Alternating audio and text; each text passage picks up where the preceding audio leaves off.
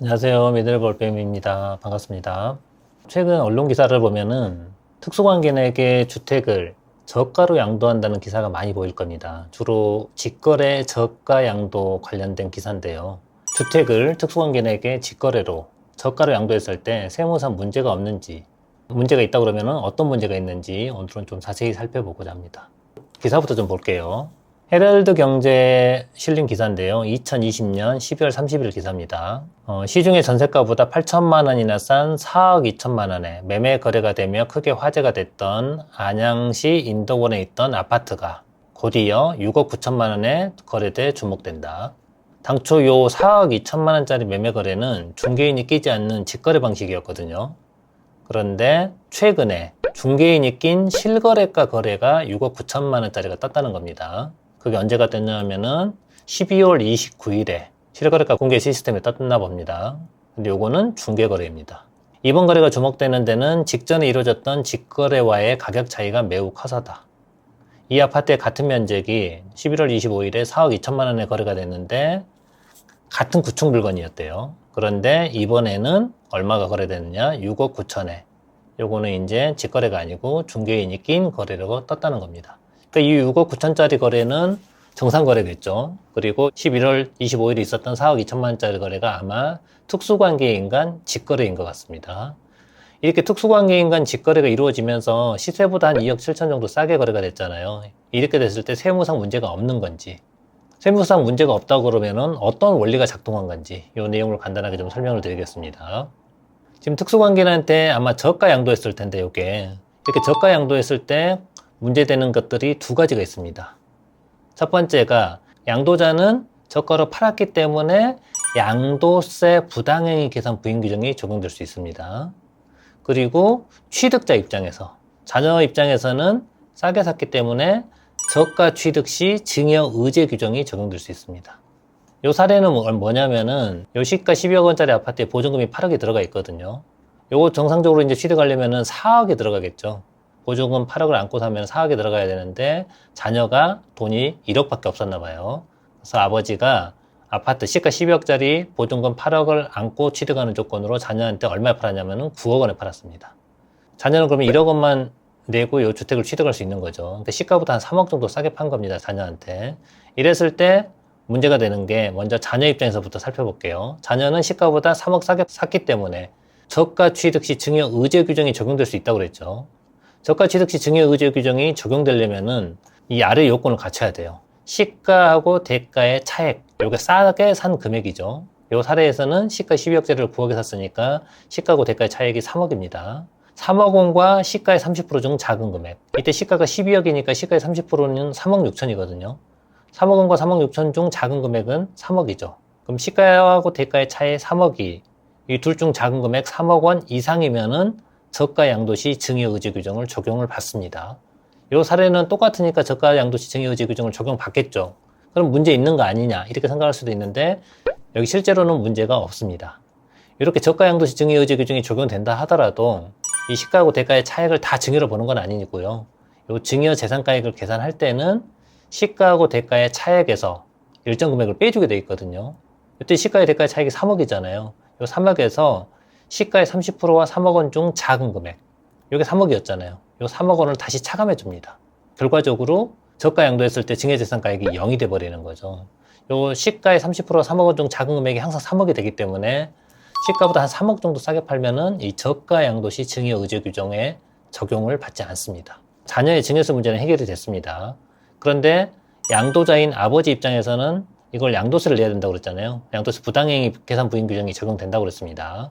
아버지 입장에서 이제 부당행위 계산 부인 규정이 적용된다고 했는데 부당행위 계산 부인 규정이 적용되려면은 일정 요건을 갖춰야 되거든요. 근데 이 요건이 저가 양도시 증여 의제 규정하고 약간 다릅니다.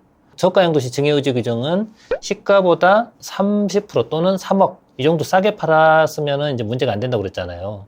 근데 부당행위 계산 부인 규정은 시가하고 대가의 차액이 시가의 5%와 3억 원 중 작은 금액 이상이면은 부당행위 계산 부인 규정을 적용하게 되어 있습니다. 이때 시가하고 대가의 차이가 이 사례에서는 3억이었잖아요. 그리고 시가가 12억이니까 시가 5%가 6천만 원이거든요. 그럼 둘 중에 작은 금액이 6천만 원이니까 여기 3억 원이 6천만 원 이상이 돼버리는 거죠. 그러면 부당해이 계산 부인 규정을 적용받는 겁니다. 이 부당해이 계산 부인 규정을 적용받으면은 당사자끼리는 좀 9억의 양도가액을 정했지만은 국가가 이 9억 원을 부인해버리고 시가인 12억을 양도가액으로 본다는 겁니다. 그러면은 양도 차익이 원래 당초에는 9억에서 5억 차감한 4억을 양도 차익으로 신고했을 텐데 과세 당국이 요거를 양도가 12억에서 5억을 차감한 7억으로 양도 차익을 다시 경정을 한다는 겁니다. 그럼 양도 차익이 다시 3억만큼 커진 거죠. 그러니까 저가 양도 시 세부담이 줄어드는 효과가 없어지는 거와 똑같습니다. 근데 이렇게 하면은 아무 이익이 없는데 왜 이렇게 굳이 저가 양도하는 거냐 이렇게 물어볼 수도 있잖아요. 근데 사실은 이 경우에 아버지가 양도세 부담을 전혀 안 하는 경우가 생길 수도 있습니다. 그게 언제냐? 요 아버지가 1세대 1주택자나 일시적 2주택자일 때, 즉 비과세 요건을 갖춘 주택을 자녀한테 싸게 팔았을 때, 그때 이 부당행위 계산 부인 규정이 적용돼도 아버지는 아무런 불이익을 받지 않습니다. 요 케이스에서 아버지가 일시적 2주택자라고 한번 가정해 볼게요. 그래서 아버지가 자기 집이 잘 안 팔리는 거예요, 지금. 일시적 2주택 기간은 다가오는데. 그런 경우에 자녀한테 이렇게 저가의 양도를 해버리면은 아버지 입장에서는 어차피 9억에 팔아도 과세 당국이 양도가를 12억으로 본다고 그랬잖아요. 12억으로 본다고 하더라도 우리가 양도 차익 중에 양도가 12억 이하 부분은 비과세를 해주잖아요. 그래서 양도가액을 12억으로 과세 당국이 경정한다 하더라도 어차피 아버지는 비과세입니다. 그러니까 부당행위 계산 부인 규정이 적용된다 하더라도 아버지는 세부담이 없는 겁니다. 이렇게 비과세가 되는 주택을 자녀한테 저가로 양도한 경우 시가의 30%와 3억 원 중 작은 금액 미만으로 양도를 해야 되겠죠. 그러면은 저가 양수한 자녀도 증여세 부담을 안 지고 저가로 양도한 아버지도 양도세 부담이 없어지는 겁니다. 이렇게 해서 절세 효과가 생기는 거예요. 탈세는 아닙니다. 관계 법령에 있는 규정을 다 준수해가지고 이제 저가 양도한 거니까 탈세는 아니고 문제는 없습니다.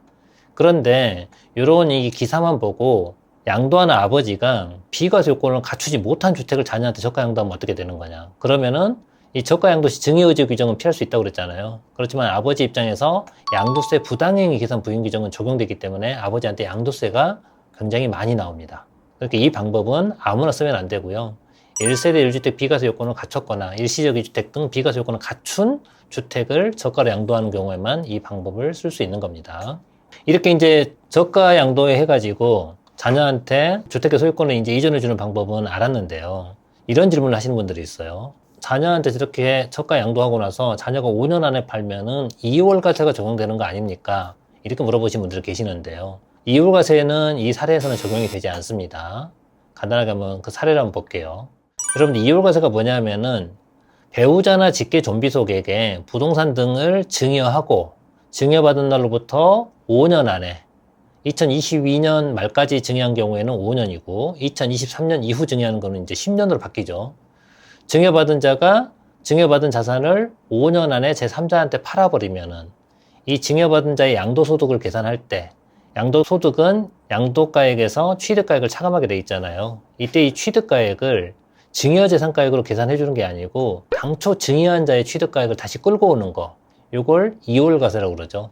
그런데 그 이월과세가 적용되려면은 증여자가 수중자에게 자산을 증여하고 증여받은 날로부터 5년 또는 10년 안에 제3자한테 팔아야 이월과세가 적용이 되는 거고요. 지금 이 케이스는 아버지가 아들한테 이 자산을 증여한 게 아니죠. 양도한 겁니다. 양도할 때 저가로 양도했을 뿐이지 이건 증여한 게 아니에요. 그래서 이 케이스에서는 이월과세가 적용이 되지 않습니다. 그러니까 자녀가 이걸 증여받고 제3자한테 5년 이내에 팔든 10년 이내에 팔든 아무 문제가 없다는 겁니다. 그런데 여기서 이제 한 가지 주의할 사항이 있습니다. 지금 아버지가 시가 12억짜리 아파트를 자녀한테 9억 원에 저가로 양도했을 때 취득세가 어떻게 달라지는 거냐? 이게 2022년까지 이렇게 저가 양도했을 때는 취득세 과표가 사실상의 취득가액, 계약서에가 이제 취득가액이 적혀 있잖아요. 계약서에 9억. 그 사실상의 취득가액과 시가 표준액, 이 시가 표준액 기준시가입니다. 기준시가가 이제 8억이라고 가정해 볼게요. 둘 중에 큰 걸로 과세하게 되어 있었습니다. 그러니까는 저가 양도한 금액 9억 원이 더 크니까 9억 원이 취득세 과표가 되는 거죠. 그런데 2023년부터는 이게 달라집니다. 부당행위 계산 부인 규정이 새로 들어왔거든요. 특수관계인과의 저가 거래 시 시가 상당액으로 취득세 과세 표준을 이제 정할 수 있게 돼 있습니다. 이게 2021년 말에 지방세법이 개정이 되고 유예 기간을 1년을 둬가지고 2023년 1월 1일 이후 거래분부터 적용이 되거든요. 그래서 방금 그 사례에서 시가가 12억 원짜리를 자녀한테 9억 원에 양도한 걸로, 자녀 입장에서는 9억 원에 취득한 걸로 계약서가 써져 있잖아요. 그럼 특수관계인 간에 저가 거래가 돼버리는 거죠. 이 거래가 2023년에 거래가 됐다 그러면은 취득세 과표는 계약서상의 9억이 아니고 시가 상당액, 매매 사례가가 이제 12억 원이거든요. 이 시가 상당액인 12억 원이 취득세 과표가 된다는 겁니다. 만약에 이 주택을 2022년에 저가 양도했다 그러면은 사실상의 취득가액, 계약서상의 금액과 기준 시가 중 큰 금액으로 취득세 과표를 잡게 돼 있으니까 계약서상의 금액이 더 크잖아요. 그래서 9억 원이 취득세 과표가 되는 겁니다. 이상으로 기사에서 자주 언급되는 특수관계인 간 직거래를 통한 자산의 저가 양도에 대해서 좀 알아봤거든요. 이 자산의 저가 양도는 아까 설명드렸던 것처럼 1세대 1주택 비과세 요건을 갖춘 주택을 자녀한테 저가로 양도하는 경우에는 굉장히 절세 효과가 크게 나타나는데요. 1세대 1주택 비과세 요건을 갖추지 못한 주택을 저가 양도했을 때는 양도자 입장에서 부당행위 개선 부인 규정이 적용돼서 절세 효과가 사라진다는 거. 이거 꼭 기억하시고요. 2023년 이후에 자녀한테 주택을 저가로 양도하는 경우에는 이제 시가 상당액으로 취득세가 과세가 된다는 거. 이것도 꼭 기억하셔가지고 불이익을 얻는 일이 없도록 하시기 바랍니다.